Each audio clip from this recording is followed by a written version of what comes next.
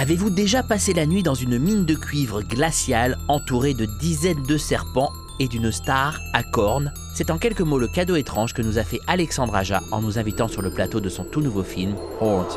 Action.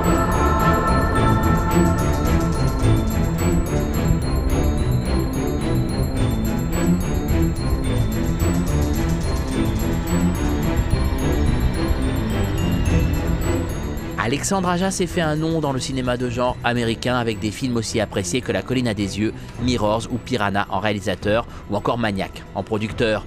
Parmi tous les jeunes réalisateurs de films de genre français qui ont débarqué à Hollywood au début des années 2000, il est le seul qui y ait vraiment réussi. Il en est aujourd'hui donc à son 4e film américain. Ce film, c'est Horns, cornes en français. Oui, on sait, ça sonne moins bien. Et nous l'avons donc retrouvé en plein tournage d'un film différent de ses précédents. Lui-même s'en rend bien compte. C'est vrai que ça reste pour moi un film de transition dans le sens où c'est beaucoup plus un film de personnage et un film de, d'émotion. Il y a un vrai côté dramatique, il y a énormément de sentiments, c'est très passionnel, c'est très romantique dans le sens un petit peu propre du terme, c'est-à-dire le côté un petit peu tout est vécu jusqu'à l'extrême. C'est pas un film d'horreur, quoi. C'est pas un film montagne russe. C'est le contraire de Piranha. Pas de piranha sur le set donc, mais quand même des serpents de partout pour faire bonne mesure. Et une énorme star, Daniel Radcliffe. Ce n'est pas la première fois qu'Aja travaille avec une vedette américaine. Kiefer Sutherland était le héros de Mirrors, mais là on parle d'un visage connu dans le monde entier. Le jeune acteur est en train de se faire une très intéressante carrière post-Harry Potter. On l'a vu dans le très réussi Dame en noir, on le verra bientôt en William Ginsberg dans Kill Your Darlings, découvert à Sundance, et le voilà donc avec des cornes, dirigé par Alex Aja. Ses choix sont donc aujourd'hui guidés uniquement par la passion, et dans ce cas-là, la passion pour son réalisateur. I think Alex has thoughts that nobody else is capable of having, and he can find ways of approaching scenes that nobody else is capable of finding. And for me, every day that I come to work, I get excited, not just at the prospect of coming to work and doing a job that I love, but actually on this film, really, it feels like a privilege to be a part of an Alex Aja movie, and I'm not just saying that because you're from Canal Plus. I will say this. You will hear me say this to every outlet all over the world.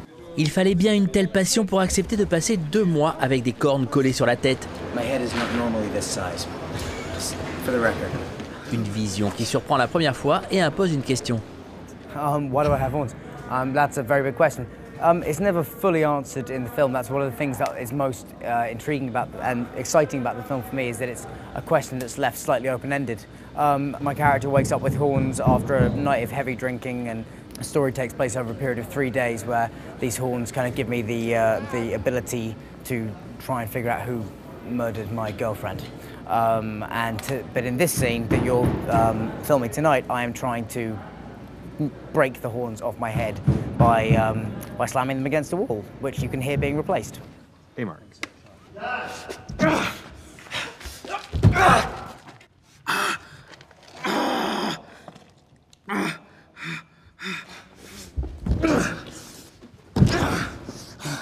Pour moi, l'histoire de Horns, c'est vraiment l'histoire d'un ange déchu, et pas du diable. C'est vraiment l'histoire d'un garçon qui vivait dans un monde un petit peu, dans une sorte de jardin d'Éden avec la femme, avec la jeune fille qu'il aimait. Ils étaient ensemble, ils étaient heureux,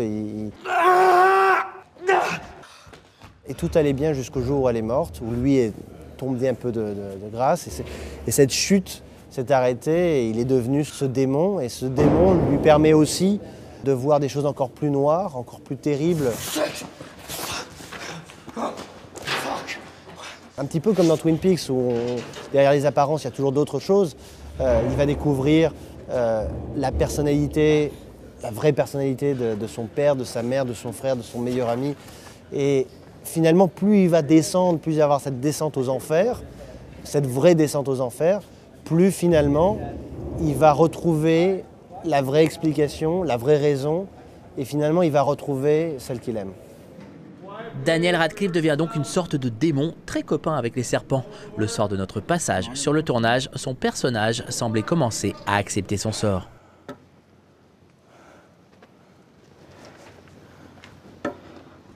I certainly didn't ask for this.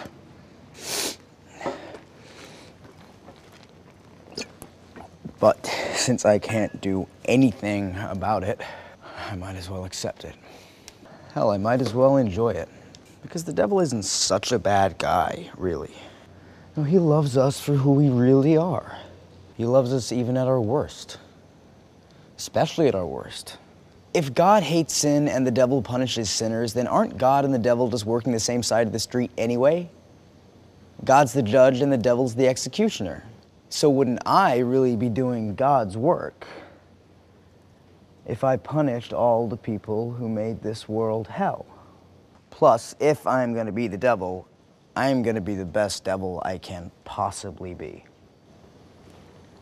Le meilleur des diables possibles, sorti donc de l'imaginaire d'Alexandre Aja et de l'auteur Joe Hill. Horns est inspiré d'un livre que les fans de genre adorent, et pas seulement parce qu'il est écrit par un fils d'eux. Un livre sorti il y a 3 ans et qui depuis obsède Aja. Moi, ça a été tout de suite une sorte d'élan, d'identification à travers le livre. Et Joe Hill, qui est le fils de Stephen King, a écrit ce bouquin qui est un livre vraiment culte aux États-Unis et qui a très très bien marché aux États-Unis.